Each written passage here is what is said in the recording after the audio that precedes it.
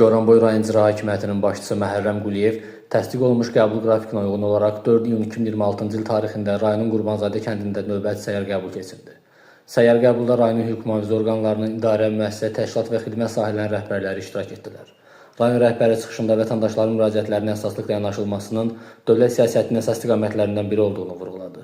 Bildirir ki, vətəndaşların problemlərinin vaxtında öyrənilməsi və aradan qaldırılması məqsədi ilə səyyar qəbullar mütəmadi olaraq davam etdirilir və bu görüşlər insanların dövlət orqanlarının müraciət imkanlarının daha da asanlaşdırılmasına xidmət edir. Hörmətli Qurbanzadə kənd sakinləri, biz qrafik üzrə sizinlə görüşə gəlmişik və bu görüşlərin keçirilməsi ölkəmizdə möhtərəm cənab prezidentin tapşırığı əsasında həyata keçirilən bir sosial yönümlü layihədir.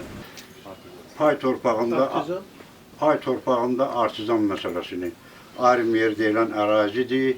Ayağı da Körçay, Qəbristanlıq varavarı. İlanməliyir orada. Bu illəri yağarlıqdır. Gedib baxarsan cənnət oxşuyur. Bu il yağarlıq çox olur. Yəni suya görə. Sağ olsun. Yolumuz çox pis vəziyyətdə idi.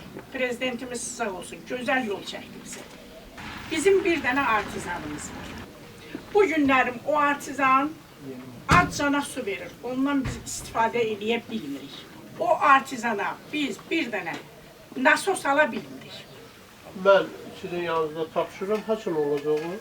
Növbəti həftə, birinci gün. Bir növbəti həftədə o suyu motorla təmin olunacaq. Oldu mu? Yaxşı, onu mən əlinə təmin olacaq. Sağ olun. Bir dənə xahişimizdə mənim var ki, məktəb istəyir ki, katenisi var. Bir dənə, hər şey çəkilib. Bir dənə birləşdirmək qalıqdır. Ona köməkli eləyəsin. O problem yaşayır. Xət qapıdan keçir, ancaq məktəb istifadə edir. Orada Texniki Fövqəladə Hallar Nazirliyinin verdiyi texniki şərtlərlə buna yanaşma olmalıdır. İndi mən bildiyim qədər bu məsələ həllini tapıb. Və bu yaxın zamanlarda düz izah edilir. Bəli, mən bütün sənədləşmə işləri yekunlaşıbdır, məlumat verilibdir, biz də həllini gözləyirik. Eşitdinmi? Və mən özüm də nəzarətdə onu saxlayacağım. Sağ olun. Mən bu qılavlı yolda olur. Bilmən yoxda kəndin əhlinə başı. Altından qaz gedir. Üstündən telefon gedir, 10 minlik gedir. Əgər imkan varsa da, 10 dənə sorpadır, onu çıxadıb kənarına apara bilərsiniz. Bizim müraciətimiz ondan ibarətdir ki, bizim bu kənar küçələrimiz biraz bərbad vəziyyətdədir.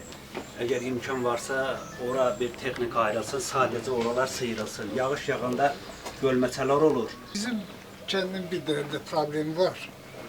Belə ki, məsələn, hava çöldüyü, külək, yağış, olan kimi işıqlarımız sönür. 10 kilometre xətti üstündə 90-a qədər subartizan quyusu var.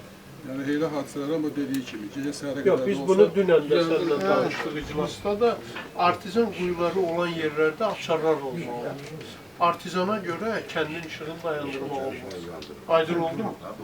Mənim Soçki düz dekabr ayında, noyabr ayından 60 manat, 50 manat pul yazır. Yol belə bizim evin qabağından keçirək. Yolun düzəldir. Bəli, bəli. Anam da xəstədir 5 ildir. Skoru çağıram, gəlmir. Yola görə maşın var ki, keçmir.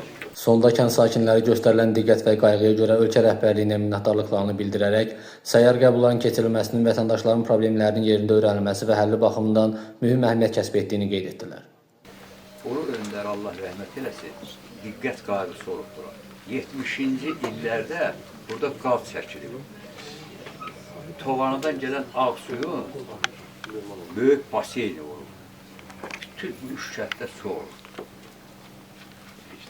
Bu zəhmətkeş kəndin bir dənə problemində bunlar deyilir. Qalan problem yoxdur. Məktəbimiz var, yolumuz var. Allah cənab prezidenti qorusun. Prezidentin sayəsində hətta heç bu yolu olmayan kəndlərdə qaz minimum Goranboy üzrə ən az məlumatımıza görə kəndlərdə qaz faizi.